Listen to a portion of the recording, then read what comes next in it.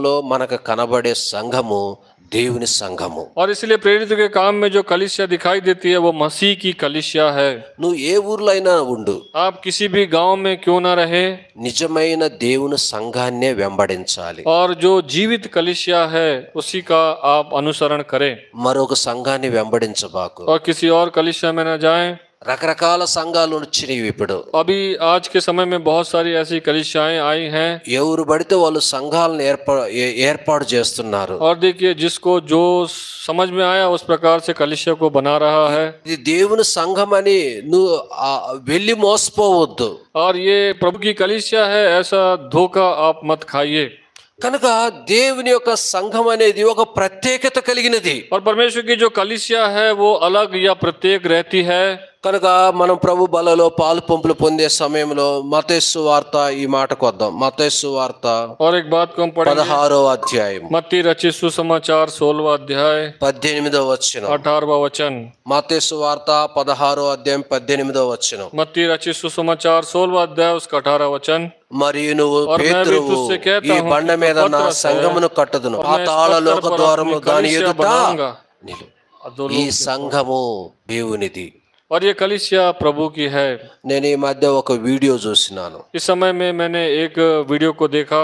ప్రభువును ఆరాధించటం అంటే ఆత్మతో ఆరాధించటము, అది ఓకే, అది కూడా చూసినాను. और देखिए प्रभु की आराधना करना है, आत्मा से करना है।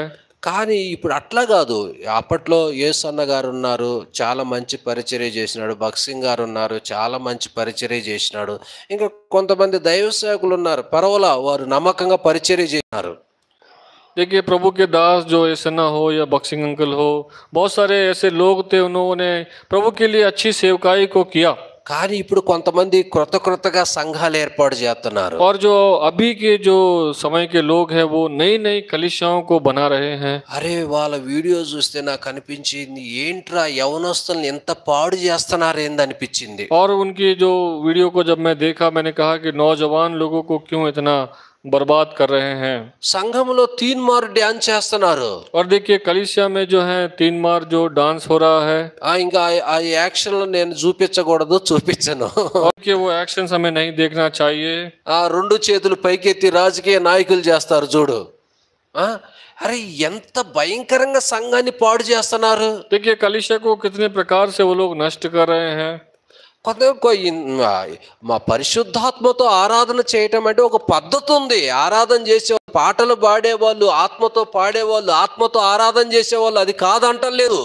और देखिए पवित्र आत्मा से जो आराधना करना या गीतों को गाना वो भी अलग है, उस प्रकार से भी कर सकते हैं। అట్లా కాదు. ఇప్పుడు ఎలాగొచ్చిందంటే తెలియని ఎవరు పడితే వాళ్ళు సంఘాలు పెట్టేసి ఏం చేస్తున్నారంటే, ఇది ఉందో చూడు, ఏంటిది, శనివారం ప్రతి శనివారం ఏమంటారా, పబ్బు అంటారా, పబ్బేనా, తాగి ఎగురుతూ ఉంటారు చూడు, లైట్లు పెట్టుకొని. సేమ్ ఇంకా ఎగురుడే, ఇక తాగుడే లేదు, అంతసేటు ఎగురుతున్నారు. ఆయన ఎగిరేది కాక వీళ్ళని ఎగురు అని ఎగిరిపెత్తా ఉంటుండే. అది ఎట్లాగుందంటే అబ్బా నైట్ డ్యాన్స్ లాగా ఉంది అదంతా. और देखिए जिस प्रकार से पब में गाना गाकर दारू पीकर नाचते हैं, उस प्रकार से वहाँ पर भी उस कलीसिया में इस प्रकार से लोग कर रहे थे। కానీ ప్రియులారా, దేవుని సంఘం అంటే అపోస్తుల కార్యంలో రాయబడి ఉన్నది, దేవుని సంఘము, జ్యేష్ఠుల సంఘము. అది దేవుని, ఆ సంఘం కొరకు దేవుడు ప్రాణం పెట్టాడు. और कलीसिया जो है पहिलोटे की कलीसिया है, उस कलीसिया के लिए प्रभु यीशु मसीह ने अपने प्राण को दिया। కనుక ప్రభు బలలో పాలు పంపులు పొందుతున్నాం, మనం పరీక్షించుకుందాం. इसलिए प्रभु की मेज में हम भागीदार होते हैं, अपने आप को हम जांचें। దేవుని సంఘముగా నువ్వు కట్టబడాలి.